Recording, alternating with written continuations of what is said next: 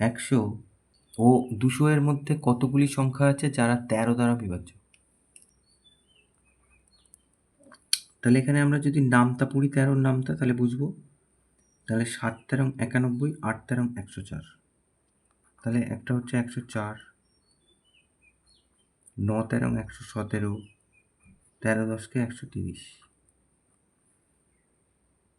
তারপরে আমরা যদি আরও লিখি তাহলে 143 হবে পরেরটা, 43 44 45 46, 156, 57 58 59, 169, 70 71 72, 182, 82 83 84 85, 195।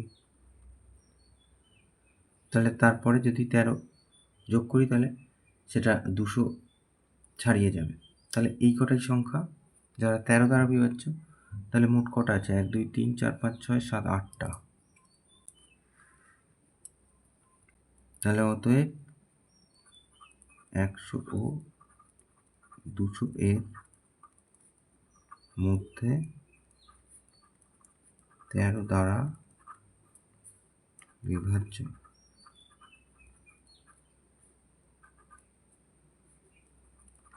সংখ্যা হলো 8টি। উত্তর।